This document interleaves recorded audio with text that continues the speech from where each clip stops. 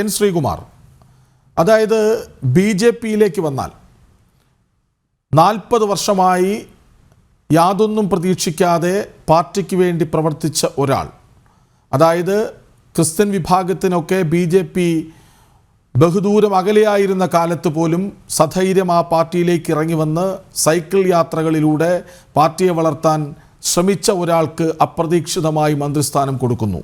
George കുര്യനെ കേന്ദ്രമന്ത്രിയാക്കുന്നു. Bishop കുർലോസിനെതിരായ വിവാദ പരിഹാസം CPM-നെയും പിണറായി വിജയനെയും വല്ലാണ്ട് പ്രതിസന്ധിയിലാക്കുന്നു തെരഞ്ഞെടുപ്പ് കഴിഞ്ഞതിന് പിന്നാലെ. ഇന്ന് പോലും പരോക്ഷമായി അദ്ദേഹം സംസാരിക്കുന്നത് നമ്മൾ കണ്ടതാണ്.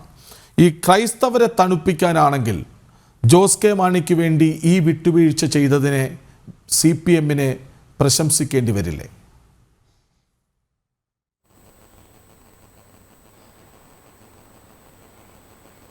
ഇതിൽ CPM-ൻ്റെ രാഷ്ട്രീയമൊന്നുമില്ല കൃഷ്ണരാജെ. കാരണം CPM-നെ സംബന്ധിച്ചിടത്തോളം ഞാൻ പറഞ്ഞില്ലേ, ലോക്സഭാ തിരഞ്ഞെടുപ്പിൽ ദയനീയ പരാജയം നമ്മൾ പറയുമ്പോൾ സാധാരണ രാഷ്ട്രീയക്കാർ ഉപയോഗിക്കുന്നൊരു പദമാണ്. പക്ഷേ ഈ ദയനീയത എന്ന് പറയുമ്പോൾ ഇവിടെ ലക്ഷക്കണക്കിന് വോട്ടുകൾക്കാണ് കോൺഗ്രസ് സ്ഥാനാർത്ഥികൾ ജയിച്ചത്. അല്ലെങ്കിൽ 10,000, 50,000-ന് മേലെ, 1-2 സ്ഥലങ്ങളല്ലേ ഉള്ളൂ അതിൽ താഴെയുള്ളത്.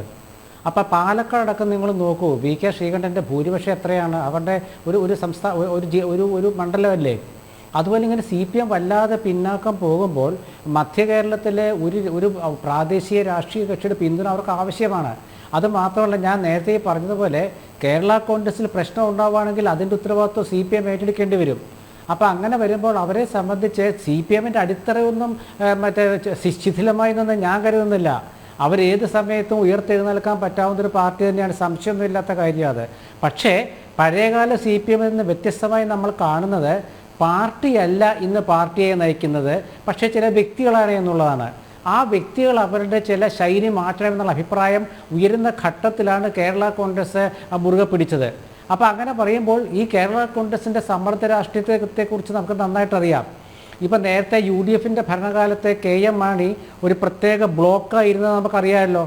അങ്ങനെ ബ്ലോക്കായിരുന്ന ശേഷം അവർക്ക് രാജ്യസഭാ അംഗത്വം ശ്രീ ജോസ് കെ മാണിക്ക് കൊടുത്ത് തിരിച്ചു കൊണ്ടുവന്നപ്പോൾ അന്ന് കോൺഗ്രസ്സിൽ വലിയ പൊട്ടിത്തെറി ഉണ്ടായില്ലേ. VM സുധീരൻ ഉൾപ്പെടെയുള്ളവർ അതിനെതിരെ രംഗത്ത് വന്നില്ലേ. അപ്പോൾ അത് കേരള കോൺഗ്രസിൻ്റെ ഇത്തരത്തിലുള്ളൊരു സമ്മർദ്ദ രാഷ്ട്രീയം അവരെ അധികകാലം സമ്മർദ്ദ രാഷ്ട്രീയം കൊണ്ട് അധികകാലം അവർക്ക് മുന്നോട്ട് പോകാൻ പറ്റില്ല. കാരണം അണികൾക്ക് പ്രശ്നമല്ലേ, പ്രവർത്തകർക്ക് പ്രശ്നമല്ലേ. ഇപ്പോൾ ജോസ് കെ മാണിക്ക് രാജ്യസഭാ അംഗത്വം കിട്ടിയതുകൊണ്ട് കേരള കോൺഗ്രസിൻ്റെ കോട്ടയം ജില്ലയിലെ പ്രാദേശിക നേതാക്കൾക്ക് എന്താണ് ഗുണമുള്ളത്? അതാലോചിക്കണ്ടേ. ജോസ് കെ മാണിക്ക് അവർ ഒരു സീറ്റ് കൊടുത്തു എന്നുള്ളതുകൊണ്ട് കേരള കോൺഗ്രസിലെ എല്ലാ നേതാക്കളും തൃപ്തരായെന്ന് നമുക്ക് പറയാൻ പറ്റുമോ? കേരള കോൺഗ്രസിലെ ഒരു മന്ത്രിയും ഒരു MP-യും മാത്രമാണ് ഇപ്പോഴുള്ളത്. അപ്പോൾ ആ മന്ത്രിക്കും MP-ക്കും ഒരുപക്ഷെ വിധേയത്വം കാണുമായിരിക്കും CPM-നോട്. പക്ഷേ അവരുടെ മറ്റ് നേതാക്കളില്ലേ, അവരുടെ യുവജന നേതാക്കളില്ലേ, ഇവരുടെയൊക്കെ കാര്യം ആലോചിച്ച് നോക്കൂ. അപ്പോൾ ഒരു പാർട്ടിയെ കൂടെ നിർത്താൻ വേണ്ടി CPM ഒന്ന് മുട്ടുമടക്കുമ്പോൾ അത് ഒരു വിട്ടുവീഴ്ചയെന്നോ ത്യാഗമെന്നോ ഒക്കെ നിങ്ങൾ പത്രങ്ങൾ വിശേഷിപ്പിക്കുമ്പോൾ അത് രണ്ടു കൂട്ടരുടെയും ഗതികേട് കൊണ്ട് സംഭവിക്കുന്നതാണ്. നേരെ മറിച്ച് ഈ ലോക്സഭാ തെരഞ്ഞെടുപ്പിൽ CPM-ന് ഒരു 10 സീറ്റ് കിട്ടിയെന്ന് വിചാരിക്കുക, കേരള കോൺഗ്രസിലെ രാജ്യസഭാ സ്ഥാനം കൊടുക്കില്ല. അതുമാത്രമല്ല, ഒരു 15 സീറ്റ് കിട്ടിയിരുന്നത് വയ്ക്കുക, CPI-ക്ക് അവർ രാജ്യസഭാ സ്ഥാനം കൊടുക്കുമായിരുന്നില്ല. കാരണം ഇതിനു മുമ്പ് RSPയുടെ സീറ്റ് എങ്ങനെയാണ് പിടിച്ചെടുത്തത്? ധിക്കാരമായിരുന്നില്ലേ RSPയുടെ സീറ്റ്, ലോക്സഭാ സീറ്റ് തിരിച്ചു പിടിച്ചതുകൊണ്ട്? അതുകൊണ്ടല്ലേ പ്രേമേന്ദ്രൻ പോയത്, അതുകൊണ്ടല്ലേ അദ്ദേഹത്തിന് പരനാറി എന്ന ചീത്ത കേൾക്കേണ്ടി വന്നത്. ആ പ്രേമേന്ദ്രൻ ഇന്ന് ഇവിടെ നിൽക്കുന്നു. അപ്പോൾ CPM ഇതൊക്കെ ആലോചിക്കുമ്പോൾ അവർക്ക് ഭയമുണ്ട്. കാരണം ഞങ്ങൾ ആരെയൊക്കെയാണോ രാഷ്ട്രീയമായി ദ്രോഹിച്ചത് അവരൊക്കെ CPM-നെക്കാട്ടിലും ഉയരത്തിലേക്ക് പോവുകയാണ്. ദേശീയ തലത്തിൽ ഇന്ന് പ്രേമേന്ദ്രൻ ആരാണ്? ഒരു ഘടകകക്ഷിയുടെ ഇന്ത്യ മുന്നണിയിലെ പ്രമുഖനായ നേതാവാണ്. അവിടെ പാർലമെൻറ്റിൽ പ്രേമേന്ദ്രന് കേരള ഗവൺമെൻറ്റിന് വേണ്ടി പോലും കഴിഞ്ഞ GST കുടിശ്ശിക കിട്ടാൻ വേണ്ടി വാദിച്ചില്ലേ. അപ്പോൾ അങ്ങനെയൊക്കെ വരുമ്പോൾ ഇത് CPM-ൻ്റെ രാഷ്ട്രീയമായ ഒരു നേട്ടവുമല്ല, ഒരു തികഞ്ഞ പരാജയം തന്നെയാണ്. അവിടെ നിങ്ങൾ BJP-യെക്കുറിച്ച് പറയുമ്പോൾ നമ്മുടെ ജോർജ് കുര്യന് അവരൊരു സീറ്റ് കൊടുത്തതൊക്കെ വളരെ നന്നായി. കാരണം ജോർജ് കുര്യനെ വളരെ കാലം മുതലേ നമുക്കറിയാവുന്നതാണ്.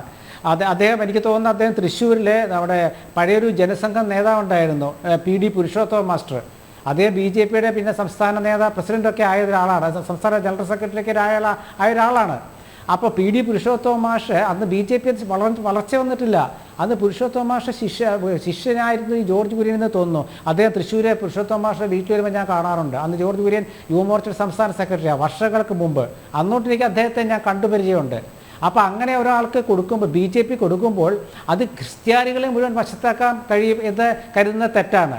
അത് BJPയുടെ ഒരു രാഷ്ട്രീയമായിട്ട് മാത്രം കണ്ടാൽ മതി. ഇപ്പോൾ ഒരു ഇന്നലെ തന്നെ ജനൻ TV ചർച്ചയിൽ ഉണ്ടായിരുന്നപ്പോൾ മുസ്ലിം പ്രാതിനിധ്യം ഇല്ല എന്ന് പറഞ്ഞപ്പോൾ ഇന്നലെ BJPയുടെ പ്രതിനിധി പറഞ്ഞത് അവർക്കൊരു MP ഇല്ലാത്തതുകൊണ്ടാണെന്ന്. അങ്ങനെ അല്ലല്ലോ. മുസ്ലിം പ്രതിനിധിയെ മന്ത്രിസഭയിൽ ഉൾപ്പെടുത്തണമെങ്കിൽ ജോർജ് കുര്യനെ ഉൾപ്പെടുത്തിയ പോലെ ഉൾപ്പെടുത്താവുന്നതാണ്. പക്ഷേ എന്തുകൊണ്ട് ജോർജ് കുര്യനെ കേരളത്തിൽ നിന്ന് ഉൾപ്പെടുത്തിയെന്ന് ചോദിച്ചാൽ ക്രൈസ്തവ മേഖലയിൽ BJP എന്തെങ്കിലും വോട്ട് ലക്ഷ്യമിടുന്നുണ്ടായിരിക്കാം. അതിന് അവർ പറയുന്നത് തൃശ്ശൂരിലത്തെ വിജയമാണ്. സത്യത്തിൽ തൃശ്ശൂരിലെ വിജയം താമര ചിഹ്നത്തിൽ സുരേഷ് ഗോപി ജയിച്ചു എന്ന് ശരിയാണെങ്കിലും ഞാൻ തന്നെ മുൻപ് പല ചർച്ചകളിൽ പറഞ്ഞിട്ടുണ്ട്, സുരേഷ് ഗോപിക്ക് കിട്ടുന്ന വോട്ടുകളായിട്ട് കണക്കാക്കണം, അത് BJPയുടെ വോട്ടുകളായിട്ട് കണക്കാക്കരുത്. സുരേഷ് ഗോപിക്ക് കിട്ടുന്ന വോട്ട് എന്ന് പറയുമ്പോൾ അദ്ദേഹത്തിൻ്റെ ഒരു കഴിഞ്ഞ 3-4 വർഷം തൃശ്ശൂരിൽ അദ്ദേഹം എന്താണ് ചെയ്തതെന്ന് നന്നായിട്ട് അറിയുന്ന ഒരാളാണ് ഞാൻ. ഇവിടെ 6-7 അസംബ്ലി മണ്ഡലങ്ങളിൽ ഗുരുവായൂർ ഒഴിച്ച് 6 BJP മുന്നിലാണ് എന്ന് വെച്ചുകൊണ്ട് അടുത്ത അസംബ്ലി മണ്ഡലങ്ങളിൽ 6 BJP MLA-മാർ വരുമെന്ന് നമുക്ക് കരുതാൻ പറ്റുമോ? ഇല്ല. അത് സുരേഷ് ഗോപിക്ക് കിട്ടിയ വോട്ടുകളായിട്ടാണ് ഞാൻ കണക്കാക്കുന്നത്. ഇത് ഞാൻ മുൻപ് തെരഞ്ഞെടുപ്പ് ശേഷം ഞാൻ പറഞ്ഞിരുന്നത് സുരേഷ് ഗോപിക്ക് വോട്ടുകൾ കൂടുതൽ കിട്ടാൻ വഴിയുണ്ട്. പക്ഷേ ജയത്തിലേക്ക് എത്തുന്നുള്ള പ്രതീക്ഷ ഞങ്ങൾക്കാർക്കും ഉണ്ടായിരുന്നില്ല. അപ്പോൾ അതുകൊണ്ട് BJPയുടെ നിലപാടുകളും ഇപ്പോഴത്തെ ഈ രാജ്യസഭയിൽ CPM എടുത്ത നിലപാടും തമ്മിൽ താരതമ്യം ചെയ്യരുത്. ദേശീയ തലത്തിലൊരു മുന്നണി രാഷ്ട്രീയം ഇപ്പം രൂപപ്പെട്ടിട്ടേ ഉള്ളൂ. അവിടെ എന്താണ് സംഭവിക്കാൻ പോകുന്നതെന്ന് നമുക്ക് കാത്തിരുന്ന് കാണാം. ശരി.